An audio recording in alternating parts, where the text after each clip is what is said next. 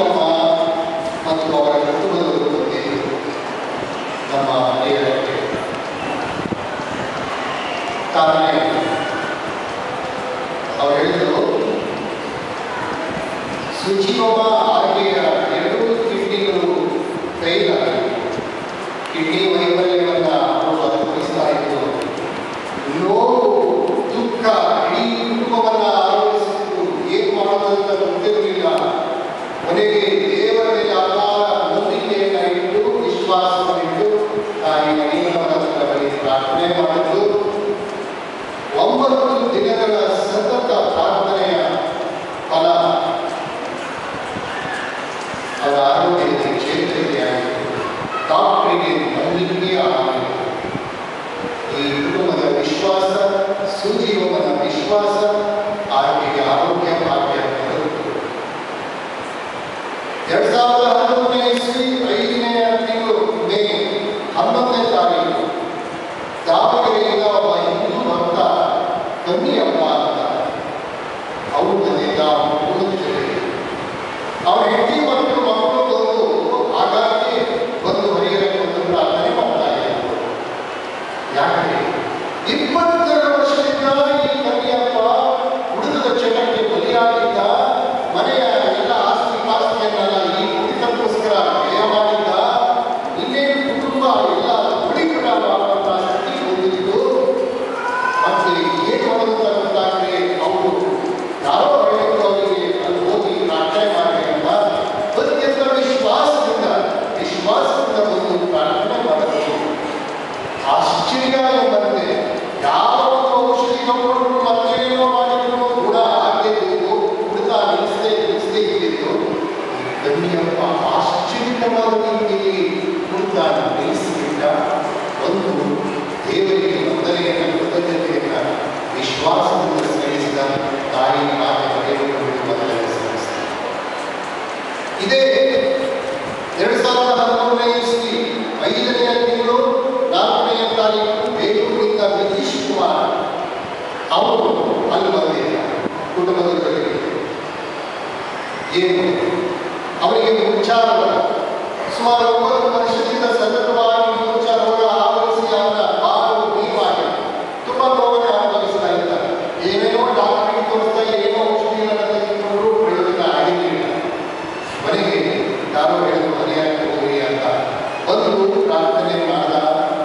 2 ಸರ್ತಿ ಬಂದು ಪ್ರಾರ್ಥನೆ ಮಾಡಿದ. ಕುಟುಂಬದ ಜೊತೆಗೆ ಬಂದ, ಅರಿಕೆ ಕಾಣಿಕೆ ಸಿಗುತ್ತ.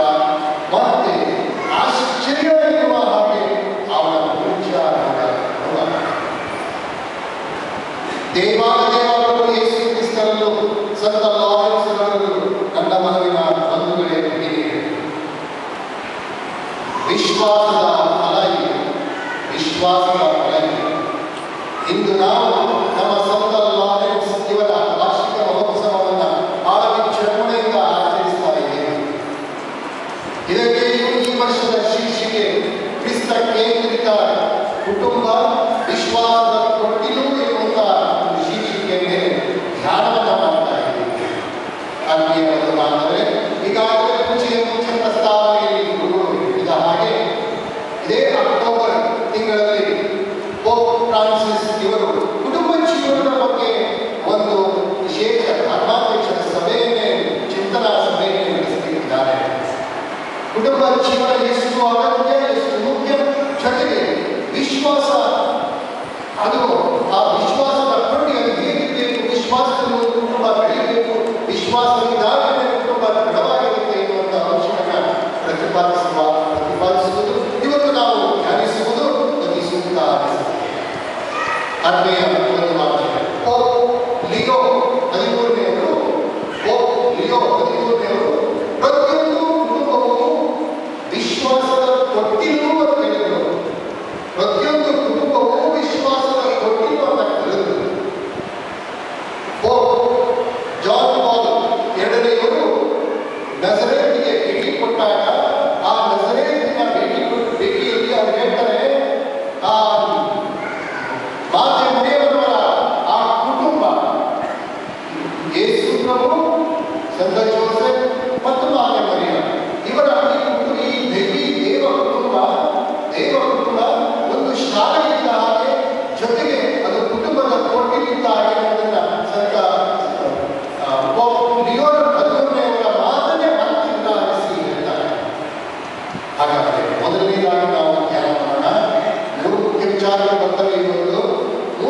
ವಿಚಾರಗಳಲ್ಲಿ ಮೊದಲನೇ ವಿಚಾರ ಕುಟುಂಬ.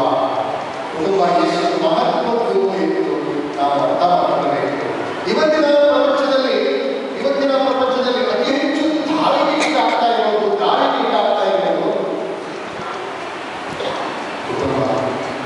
ಕುಟುಂಬ. ವಿಜ್ಞಾನ ಯುಗ ಇದು, ಕಂಪ್ಯೂಟರ್ ಯುಗ ಇದು, ಎಲ್ಲ ಇನ್ಸ್ಟಂಟ್ ಯುಗ ಇದು, ಎಲ್ಲವೂ ತಕ್ಷಣ ಆಗುತ್ತೆ. ಆದರೆ ಗಂಡ ಒಂದು ಕಡೆ, ಹೆಂಡತಿ ಒಂದು ಕಡೆ, ಮಗ ಒಂದು ಕಡೆ. ಅದನ್ನ ಹೇಳ್ತಾರೆ, ಕುಟುಂಬ ಏನಾಗಿದೆ, ಒಂದು ಬಸ್ ಸ್ಟ್ಯಾಂಡ್ ಇದ್ದ ಹಾಗೆ. ಬಸ್ ಸ್ಟ್ಯಾಂಡ್ ಇದ್ದ ಯಾರೋ ಬರ್ತಾರೆ, ಯಾರೋ ಮಾತಾಡ್ತಾರೆ, ಒಂದೊಂದು ಸಂಬಂಧ ಇಲ್ಲ. ಏನು ಸಂಬಂಧ ಇದೆ? Bus stand. ಕುಟುಂಬ ಏನಾಗಿದೆ? ಬಸ್ ಸ್ಟ್ಯಾಂಡ್ ಆಗಿದೆ. ಗಂಡ ಹೋಗ್ತಾನೆ, ಅವನ ಕೆಲಸ ಮಾಡ್ತಾನೆ, ಬರ್ತಾನೆ, ಹೋಗ್ತಾನೆ. ಅದೇ ರೀತಿ ಹೆಂಡತಿ ಬರ್ತಾನೆ, ಹೋಗ್ತಾಳೆ, ಅವನ ಕೆಲಸ ಹೋಗ್ತಾಳೆ, ಮಗ ಹೀಗೆ. ಯಾರಾದ್ರೂ ಬಂದು ಇತ್ತೀಚೆಗೆ ನನಗೆ ಬಂದು ಹೇಳ್ತಾರೆ, ನಮ್ಮ ಮಗಳು ಮೇಲೆ ನನಗೆ ಬಹಳ ಸಿಟ್ಟು ಬರ್ತಾ ಇದೆ. ಯಾಕಪ್ಪ, ಏನಾಗಿದೆ? ನನ್ನ ಮಗಳಿಗೆ ಯಾವಾಗ ಮೊಬೈಲ್ ಇಟ್ಕೊಂಡು ಏನೇನೋ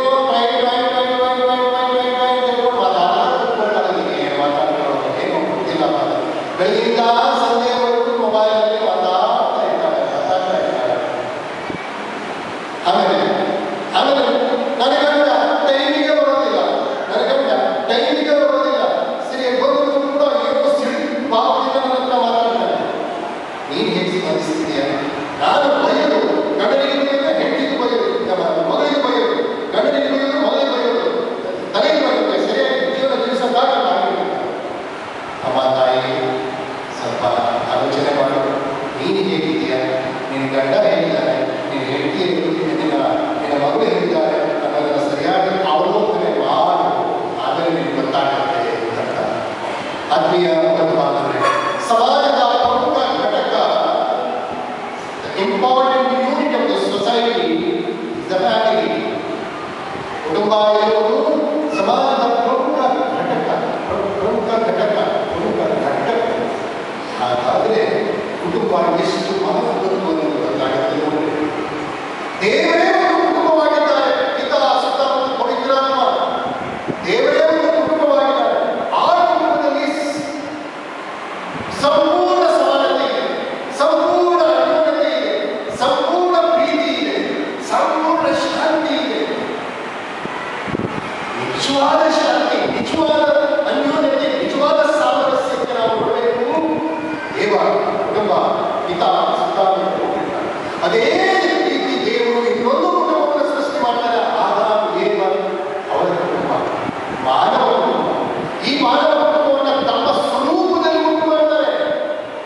ಆದರೆ ಏನು ಅವರು ಯೋಚನೆ ಮಾಡಿದ್ರು, ಏನು ಒಂದು ಆದರ್ಶವನ್ನು ಇಟ್ಕೊಂಡಿದ್ರು, ಆ ಆದರ್ಶವನ್ನು ಪ್ರಥಮ ಮಾನವ ಕುಟುಂಬ ಇನ್ನೊಂದು ಮಾನವ ಕುಟುಂಬ. ಯಾಕಂತಂದ್ರೆ ಮಾನವನಿಂದಲೇ ರಕ್ಷಣೆ ಆಗಲಿಕ್ಕೆ ಇನ್ನೊಂದು ಮಾನವ ಕುಟುಂಬ, ಅದು ಮಾತೆ ಮರಿಯಾದ ಯೋಸೇಫ ಮತ್ತು ಯೇಸು ಕ್ರಿಸ್ತರು. ಇದು ಒಂದು ಆದರ್ಶ ಮಾನವ ಕುಟುಂಬ ನಮಗೆ ಆಗಿದೆ. ತಂದೆ ಯಾವ ರೀತಿಯ ಸ್ಥಾನವನ್ನು ಪಡ್ಕೊಂಡಿದ್ದಾರೆ, ತಾಯಿ ಯಾವ ರೀತಿಯ ಸ್ಥಾನವನ್ನು ಪಡ್ಕೊಂಡಿದ್ದಾರೆ, ಮಕ್ಕಳು ಯಾವ ರೀತಿಯ ಸ್ಥಾನವನ್ನು ಪಡ್ಕೊಂಡಿದ್ದಾರೆ ಅನ್ನೋ ಬಗ್ಗೆ ನಮಗೆಲ್ಲರೂ ಚೆನ್ನಾಗಿ ಗೊತ್ತಿದೆ. ಪರಿಕಲ್ಪನೆಯಲ್ಲಿ ಜಗದ್ಗುರುಗಳು ಸ್ಪಷ್ಟವಾಗಿ ತಿಳಿಯಪಡಿಸ್ತಾ ಇದ್ದಾರೆ. ದ ರೆಸ್ಪಾನ್ಸಿಬಲ್ ಪ್ಯಾರೆಂಟ್ಹುಡ್, ತಂದೆ ತಾಯಿ ಅತ್ಯಂತ ಜವಾಬ್ದಾರಿಯುತ ಸ್ಥಾನವನ್ನು ಪಡ್ಕೊಂಡಿದ್ದಾರೆ. ಕಮಿಟಿ ಅಲ್ಲ, ಸುಮ್ಮನೆ ಅಲ್ಲ. ಮದುವೆ ಆಗೋದು ಮಕ್ಕಳ ಆಟ ಅಲ್ಲ. ಮದುವೆ ಆಗೋದ್ರಿಂದ ಮಕ್ಕಳ ಆಟ ಅಲ್ಲ. ಸರಿಯಾದ ಜವಾಬ್ದಾರಿಯನ್ನು ತೆಗೆದುಕೊಂಡು ಅದಕ್ಕೋಸ್ಕರ ಹೇಳ್ತಾರೆ, ತಾಳಿ ಕಟ್ಟುವ ಮುಂಚೆ ತಾಳಿಯನ್ನು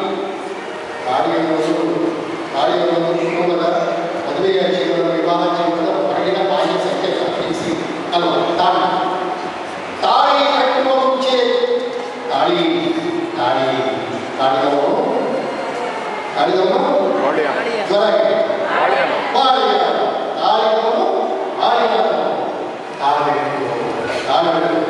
ಮದುವೆ ತಾಳಿ ಕಟ್ಟುವ ಮುಂಚೆ ತಾಳಿ. ಸ್ವಲ್ಪ ಯೋಚನೆ ಮಾಡಿ, ಏನ್ ಮಾಡ್ಬೇಕು ಅಂತಿದ್ದೀರಾ?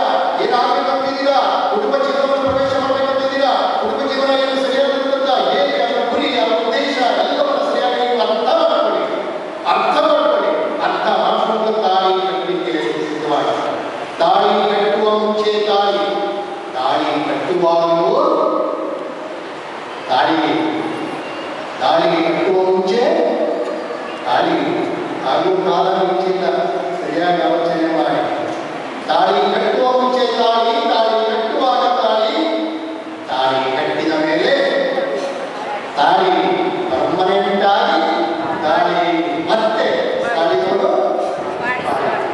ಅಂದ್ರೆ ತಾಳ್ಮೆ ಕುಟುಂಬ ಜೀವನದಲ್ಲಿ ಎಷ್ಟು ಮುಖ್ಯ ಅನ್ನೋದು ನಮ್ಗೆ ಅರ್ಥವಾಗುತ್ತೆ. ಅದನ್ನೇ ಇಂದಿನ ಮೊದಲನೇ ವಾಚನದಲ್ಲೂ ನಾವು ತಿಳಿದು 2ನೇ ವಾಚನದಲ್ಲೂ ಸಂತ ಪೌಲನ ಬರೆದ ಪತ್ರದಲ್ಲೂ ನಾವೆಲ್ಲ ಅರ್ಥ ಮಾಡಿಕೊಳ್ಬೇಕು. ಆದ್ರಿಂದ ಕುಟುಂಬ ಜೀವನ ಒಂದು ಮಹತ್ವದ ಜೀವನ. ಎರಡನೇದಾಗಿ ಕುಟುಂಬ ಜೀವನಕ್ಕೆ ಬೇಕು. ಕುಟುಂಬ ಜೀವನದಲ್ಲಿ ಪ್ರಥಮವಾಗಿ ಕಾಣುವಂಥದ್ದು ತೊಟ್ಟಿಲು. ಸರಿ, ಮಗು ತೊಟ್ಟಿಲಲ್ಲಿ ಇದ್ದಾಗ ಏನ್ ಕೊಡ್ತೀರಿ ನೀವು? ಏನ್ ಕೊಡ್ತೀರಿ? ಬೇಕಾದಂತ ವಿಟಮಿನ್ಗಳನ್ನ ಕೊಡ್ತೀರಿ, ಔಷಧ ಕೊಡ್ತೀರಿ, ಸರಿಯಾದ ದುಡ್ಡು ಕೊಡ್ತೀರಿ, ಅನ್ನ ಕೊಡ್ತೀರ? ಮಗು ತೊಟ್ಟಲ್ಲಿ ಇದೆ, ಅನ್ನ ಕೊಡ್ತೀರ? ಕಡಲೆ ಕೊಡ್ತೀರಾ? ಕಡಲೆ ಹೇಗಾಗುತ್ತಾ? ಅನ್ನ ಮುಟ್ಲಿಕ್ಕಾಗುತ್ತಾ? ಯಾವ ಸಂದರ್ಭದಲ್ಲಿ ಏನು ಕೊಡಬೇಕು ಅದನ್ನು ಕೊಡ್ತೀರಿ. ಸಣ್ಣ ಮಗುವಾಗಿದ್ದಾಗ ಏನು ಆಹಾರ ಕೊಡಬೇಕು ಅದು ಆಹಾರ. ಸ್ವಲ್ಪ ಬೇಕಾಗಬೇಕಾದ್ರೆ ಇನ್ನೊಂದು ಸ್ವಲ್ಪ ಒಂದು ಬರೀ ಬಿಟ್ಬಿಟ್ಟು ಅಲ್ವಾ ಒಂದು ಹಾಲು ಮತ್ತಿನ್ನೇನೋ ದ್ರವದ ಅಲ್ವಾ. ಆಮೇಲೆ ಗಟ್ಟಿ, ಸ್ವಲ್ಪ ಗಟ್ಟಿ, ಆಮೇಲೆ ಮತ್ತೆ ಗಟ್ಟಿ, ಆಮೇಲೆ ಏನು ಬೇಕಾಗ್ತಿರಲ್ಲ ತಿನ್ನಬೇಕು. ಸರಿ, ಅಂದ್ರೆ ಆಯಾಯ ಸಂದರ್ಭದಲ್ಲಿ ಇದ್ದಕ್ಕಂತೆ ಸೂಕ್ತ ಮಾರ್ಗದರ್ಶನ, ಧರ್ಮದ ಉಪದೇಶ, ಆ ಉಪದೇಶದಲ್ಲಿ ಬರುವಂಥದ್ದು ಏನು? ಮುಖ್ಯವಾಗಿ ವಿಶ್ವಾಸ. ಅಬ್ರಹಾಮನ ಉದಾಹರಣೆ ತೆಗೆದುಕೊಳ್ಳಿ, ವಿಶ್ವಾಸ.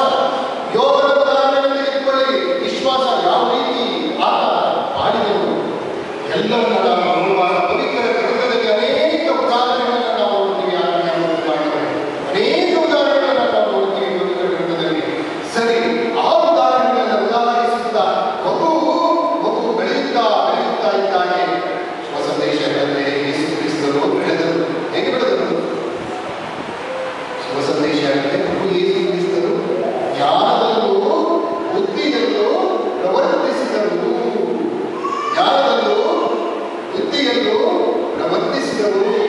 ತೊಟ್ಟಿಲಲ್ಲೇ ಅವರಿಗೆ ಸಿಕ್ಕಿತ್ತು ಎಲ್ಲವೂ. ತಂದೆಯಾದ ದೇವರಿಂದಲೂ ದೊರಕಿತ್ತು. ಮಾತೆ ಮರಿಯ ಮತ್ತು ಜೋಸೆಫರು ಅವರಿಗೆ ಬೇಕಾದೆಲ್ಲವನ್ನ ದಯಪಾಲಿಸಿದರು, ಕೊಡ್ತಾ ಇದ್ದರು. ತೊಟ್ಟಿಲಲ್ಲೇ ಕೊಡ್ತಾ ಇದ್ದರು. ಬೆಳೆದರು. ಆತ್ಮೀಯ ಪ್ರಧಾನವರೇ, ಅದೇ ರೀತಿ ನಮ್ಮ ಮಕ್ಕಳಿಗೆ ತೊಟ್ಟಿಲಲ್ಲಿ ನೀವು ಯಾವ ಆಹಾರವನ್ನು ಈ ರೀತಿ ಕೊಡ್ತಾ ಇರ್ತೀರೋ ಈ ರೀತಿ ಸೂಕ್ತ ಮಾರ್ಗದರ್ಶನವನ್ನ, ಸೂಕ್ತ ಧರ್ಮೋಪದೇಶವನ್ನ, ಅದರ ಜೊತೆಗೆ ವಿಶ್ವಾಸದ ಜೀವನವನ್ನು ರೂಪಿಸಲಿಕ್ಕೆ ನಾವು ಪ್ರಯತ್ನ ಪಡಬೇಕು. ಇಲ್ಲದೇ ಇದ್ರೆ ನಮ್ಮ ಜೀವನ ವಿಶ್ವಾಸದ ಜೀವನ ಆಗುವುದಿಲ್ಲ. ಪೂಜೆ ಪ್ರಾರಂಭದಲ್ಲಿ ನಾನು ಹೇಳಿದೆ, ಉಸಿರಾಟದಲ್ಲಿ ಏನು ಬೇಕು? ಉಸಿರಬೇಕು.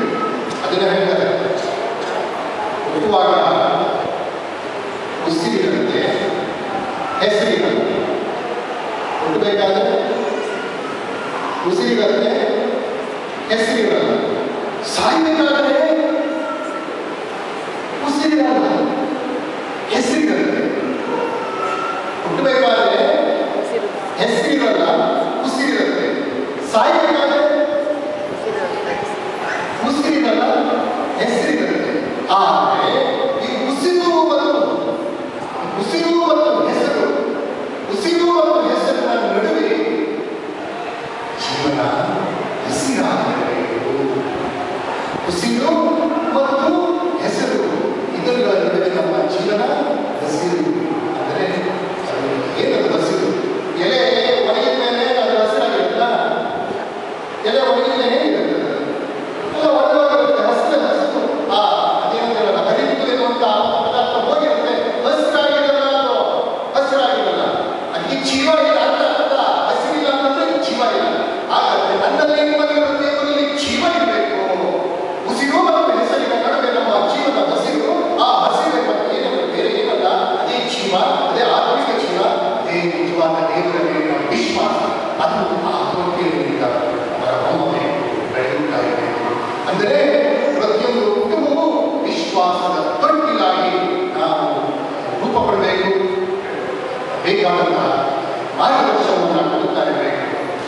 ಒಬ್ಬ ಶ್ರೇಷ್ಠ ಧರ್ಮಶಾಸ್ತ್ರಜ್ಞ ಹೇಳ್ತಾರೆ, ವಿಶ್ವಾಸ ಎನ್ನುವುದು ನಂಬುವುದು, ಪೂಜಿಸುವುದು, ಜೀವಿಸುವುದು.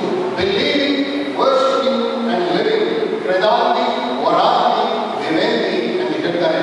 ನಾವು ನಂಬುವುದು, ನಂಬಿದ್ದನ್ನೇ ಪೂಜಿಸುವುದು, ಏನ್ ನಾವು ಪೂಜಿಸ್ತೀವಿ, ಏನ್ ನಾವು ಆರಾಧಿಸ್ತೀವಿ ಅದನ್ನು ಜೀವಿಸುವುದು. ನಾವು ನಂಬಬೇಕು.